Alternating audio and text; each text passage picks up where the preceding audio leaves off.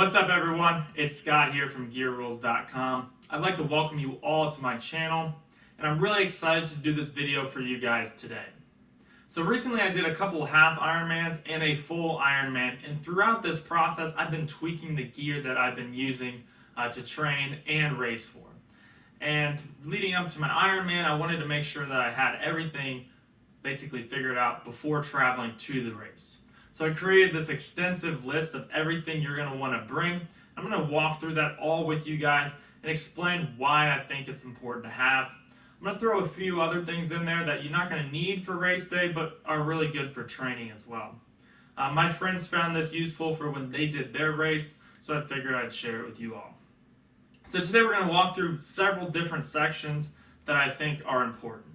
First, we're going to walk through bike maintenance, something that I want to toy with your bike beforehand, make sure it's good to go. Then we're going to talk about the swim, obviously, and then the bike special needs bag, which mainly applies to the full Ironman. Then we're going to talk about the run and the run special needs bag. So these are everything that I find important to me. Your list is obviously going to be slightly different, but I want to share this so it kind of creates some ideas for you all.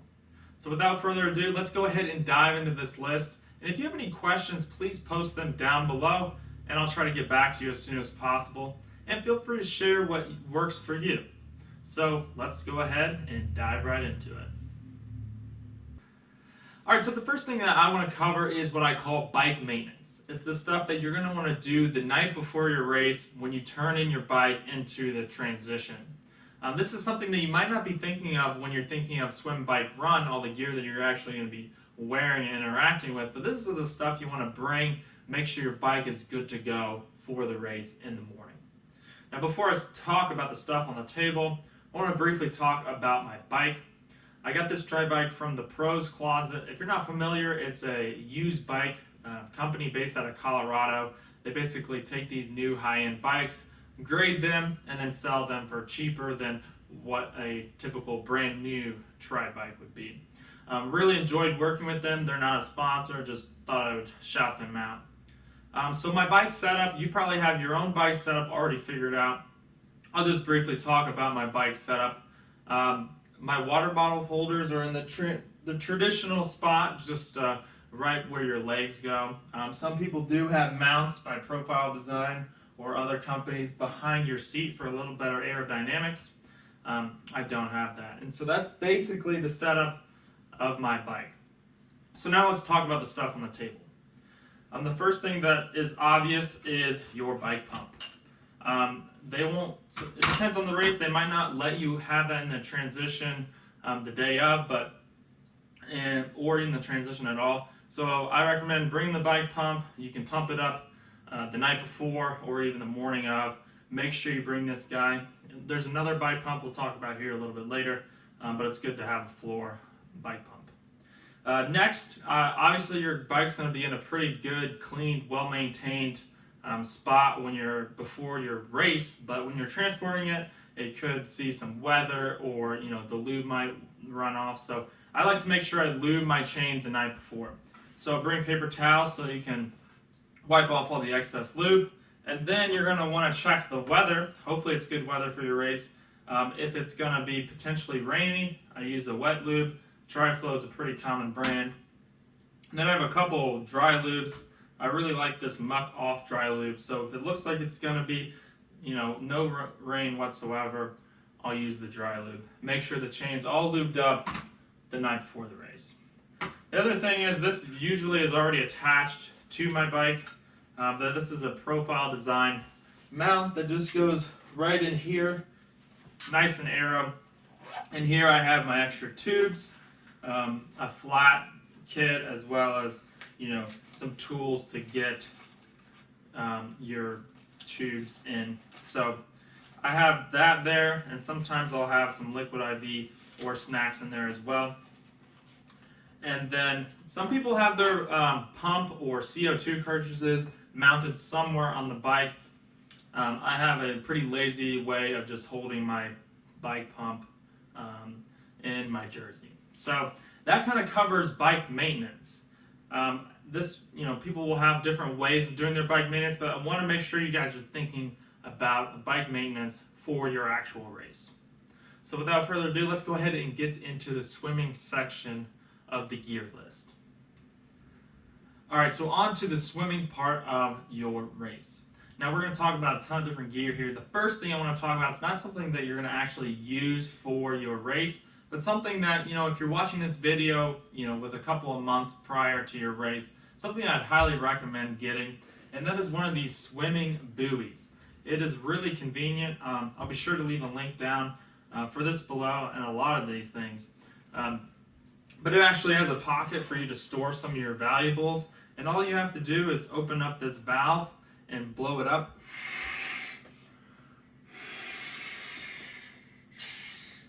And then it'll tie around your waist, and that way if you're in an area where there might be boats or you just want to make sure that you're seen for safety reasons, this is a really good option. I swam some before without it, but just felt way better actually having this with me. So would recommend training with that. Obviously, you're probably not going to be allowed to be racing with that. So next, let's talk about some of these other things. So starting from the first item that you're going to put on. Now, everybody's a little bit different. Some people have bibs. I use just plain biking shorts. I actually swim with my biking shorts on. So I will slide these on, and then I'll put on my wetsuit. We'll get to the wetsuit here in a little bit. But then, depending on what time of year it is, I'll either have flip-flops on if it's not too cold. But if it is really cold, I might even throw on some thick socks and some just shoes that I can toss aside so that I'm comfortable during the race. Now, something that I would recommend is when you're putting on your goggles. I have two different kinds of goggles, with shaded ones and clear ones, depending on the weather. If it's really sunny out, obviously these work. But the clear ones I actually used for my last Ironman because it was pretty dark out. I wanted to make sure I see. But I learned this trick of using baby shampoo. I highly recommend you trying this technique out before your actual race day. But what I do is dab in a little bit of shampoo on each lens. I rub it on, and then I make sure I clean it off really well with water. If you don't clean it off too much, you will get a sting in your eye. But if you make sure it's thoroughly rinsed out, then you won't have fog in your glasses, and this worked like a charm for me. So highly recommend a little baby shampoo. Now the next thing I'll talk about is your cap you're obviously going to get. I use this Gold Bond friction defense. Sometimes with the wetsuit, I'll get a lot of chafing on my shoulders, and so I'll make sure I'll have somebody apply this very generously all over my shoulder, and this helps me prevent having any sort of major pain on my shoulder blades. Now, another thing I want to talk about is when I'm actually training, not for the race, I really like these Speedo Endurance Plus swim trunks. They're really nice. I'm not a big swimmer, so I had a swimmer friend let me know that these are really nice to have, and they're not very expensive. So if you're looking for, swim trunks to use for training, would recommend these. Really enjoy them.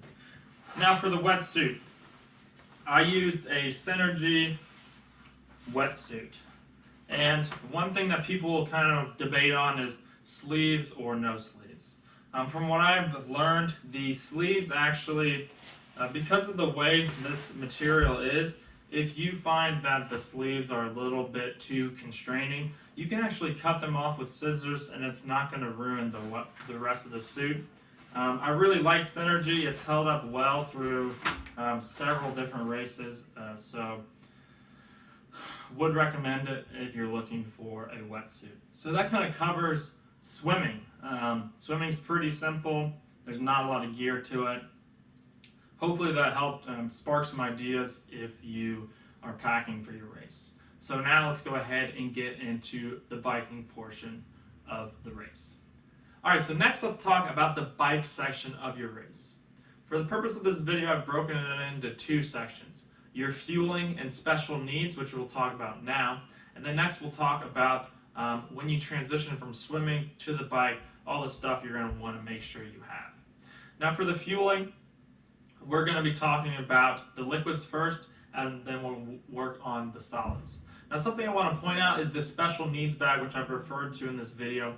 It's offered in the longer races from what I've seen, and it's basically a bag that you have at your halfway point. And what I did for this was basically have just extra supplies of fuel in that bag. Some people might have an extra shirt or jersey. It really depends on you. But for me, it was just fuel. So first, let's talk about the drinks. Now the drinks, I highly recommend making sure you practice with the drinks because some people will get upset stomachs. It just doesn't jive with their system. So what I have here is just standard Bike water bottles, and I'm going to be mixing stuff in with them. Some people have bladders in their backpacks that they have with them.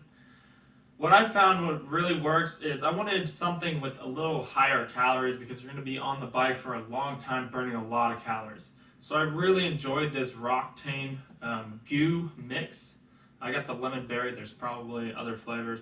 But 2 scoops, which you'd put in one of these bottles, is 250 calories, which was super awesome. It's got some caffeine in it as well. I really enjoyed it and didn't really hurt my stomach. Another thing I like using a lot is liquid IVs. My favorite is 2 scoops of these and half of one of these in one bottle. So I pour half of the liquid IV in each water bottle and 2 scoops, and it was really flavorful and it had a lot of calories and keeps you hydrated. Some people really like using these Noon tablets or goo tablets, but they're not a lot of calories, so you might mix it in with this to give it a little bit more flavor. They're basically tablets you just put in the water and it kind of dissolves. So that's what I'd recommend for the liquid, but you're going to want to make sure that you're getting solids. So I really relied on the different aid stations. I made sure I got bananas. I really like these Honey Stinger waffles. They're 150 calories each, and they're very thin. They're easy to eat really quickly. And one thing I would say with the solids, I would actually just carry all this food in one of the pockets in my bike jersey. Some people have little bags that they put the stuff in. The pockets worked really well for me. Another thing that's really good if you're just wanting some quick, solid, high calories is Cliff Bar. So that's mainly what I use. And really, that's kind of what makes my stomach feel okay during the race. That's definitely one of the most important things. Hope that was helpful for you. Highly recommend, I had 2 water bottles on my bike. I didn't do this, but it would have been smart, is to have 2 more water bottles in the special needs bag with all your stuff already mixed in. I just had bags and I had to pour it in with water. So that's just some tips for me, and hopefully that gets you guys thinking about what kind of fueling you want to have. So next, let's talk about the gear you're actually going to put on for the bike section. Alright, so now we're going to talk about your actual bike gear. Now, you just finished your swim and you're going to transition onto your bike. The first thing you're going to want to do after removing your wetsuit is dry off. So I recommend a large towel. I really like this towel because it's super thin and it soaks up a lot of water. This company is called Scorched Earth, but really any towel will do. A beach towel is really usable. A large towel is really nice because once you're finished drying off, you can kind of lay it out and sit down on it, or what have you. Helps dry your feet off for putting on socks as well. So definitely want to bring a towel for your race. Now let's talk about the first things you want to do. So for me personally, I'll already have my bike shorts on, but if you don't, you might want to somehow change into your bike shorts. The next thing I'd recommend using, I really like the Cameo butter. There's different styles. This is the European style, so it's got some like icy hot feeling to it, but would recommend using this. It's going to make you a lot more comfortable during your ride. So the next thing we'll do is, I already have my bike shorts on. I'll throw on my biking jersey. You don't really need a jersey, but the jerseys are helpful because they have these pockets, which I've already kind of referred to. You can put on, you can put your food in here or different gear that you want to bring with you along the way. So I'll throw on my jersey, And then the next thing I'll do, I personally like having a headband on. I sweat a lot, so I bring some buffs with me and I fold them up and put them on as a headband. So this is really nice to have. Then for the feet, whatever socks is your preference. I like using Smart wool socks because my feet are going to be a little bit wet and potentially wet later on. So I really like having wool socks. And then for the bike shoes, you probably already have your bike shoes. Everyone's going to have their different preference. There is different kinds of cleats. These are the SL cleats. They're a little bit wider, so they're really good for converting power. I think they're a little bit more efficient, but the main thing is they prevent having hot spots on your feet. The other cleats are a little bit smaller, might prevent hot spots, so would recommend looking into the SL cleats. So I throw my shoes on, and they have the BOA where you can just tighten it up by twisting it. So once you have all of that on, another thing that I'd recommend, this depends on the person, if you do experience like rough nipple chasing, I like to have a roll of duct tape nearby and put it on for the bike, definitely for the run, but I put it on ahead of time and have it around if I need it for the run. And then obviously you're going to want bike gloves. These are Bontrager bike gloves. Any bike gloves that you probably already have, would recommend bringing those. And then if it's going to be a sunny day, definitely want to put on some sunscreen. I know a lot of the transition areas have sunscreen that you can put on. The spray bottle is a good way to go because then you're not spending a ton of time actually rubbing it in. You can spray all your exposed skin and it's a lot quicker. And then the helmet. So one thing if you haven't bought a helmet or you need to buy a helmet, definitely a white helmet. I don't typically choose white, but white's really good for if you do have the sun on you. It's not going to absorb the sunlight like a black helmet would. It'll keep your head nice and cool. This is a Smith helmet. I have a pretty large head, so this one has been super helpful. And then the last thing, this one will depend. It might already be on your bike, but the actual bike pump. Me personally, like I said, I was a little bit lazy in my setup, and so I just threw the bike pump in the back of my jersey. Not the most optimal because you have to worry about it all the time. If you can actually attach it to your bike, definitely a good option. So that's everything that I use for transitioning onto the bike. If you have any other thoughts, put them down below and maybe other people agree with you. I hope this was super helpful. Now let's go on to the last event, the run. Alright, so this is exciting. You just finished the bike and now you're transitioning onto your final event, the run. Now obviously the run doesn't have a ton of gear, but I'm going to point out a few things that you might want to be thinking of for the run part of your race.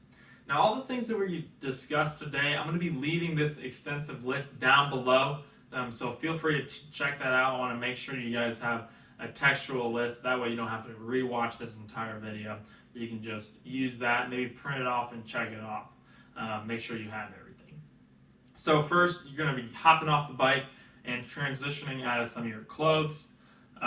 You're obviously going to want your running shoes. Depending on your race environment, if it's rainy or you're somebody who gets blisters or just prefers an extra pair of socks, might be something you want to have to transition into after that long bike ride. Now some people have entire racing outfits that they wear throughout all the events. Not necessarily something you have to do. Those outfits definitely aren't cheap. So what I did is I keep the biking shorts on throughout the entire race, and when I transition to the run, I actually have a shirt that I'm going to run the entire event in. You're going to want to make sure you take your bib number and attach it to the shirt the night before if you're doing that event. So I'll just zip off the biking jersey and throw this guy on and reapply that duct tape if you need to. Another important thing is this Gold Bond friction defense, which I've already talked about a little bit before. I'll throw it on like my sides and my legs where I might experience chafing. Definitely will make you more comfortable after you finish the race and the next days following. Now for fuel, I'll make sure that I have some extra of those bottles and drinks to drink along the way. A lot of the fuel I just use in the aid stations along the route. I will carry some goo packs for extra boost. This one does have the energy, so I do like some of the energy ones, but really is on your preference and how your stomach is feeling. Now, similar to the bike, there's a special needs bag for the run, a halfway point. Depending on the race, but for the full Ironman, I had this special needs bag for the run. So I didn't really have a lot of items in the run part. One item I did have, which was very clutch, is a headlamp. Now it does, depending on the time of year, get dark during your run, and also depending on how fast you are.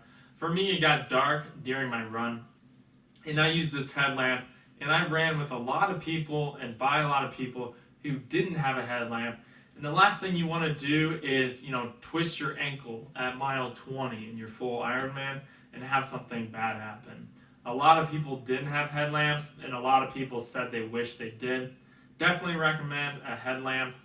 The other thing is, if you have a reflective vest, they recommend something reflective because there might be emergency vehicles driving by, or you just want to make sure that you're seen. The headlamp obviously does a good job of it, but maybe not from your backside. So something to be thinking of. I had a reflective vest in my special needs bag. Didn't actually end up wearing it, but you want to have that option, available to you during your race. So that pretty much covers the run for me, and that is it for the entire list. I hope this was super helpful, and if you did find this helpful, please like and subscribe to my channel. And I hope you guys have a great race and good weather. So make sure you stay fueled and have a good time and enjoy the experience. Let's take it out.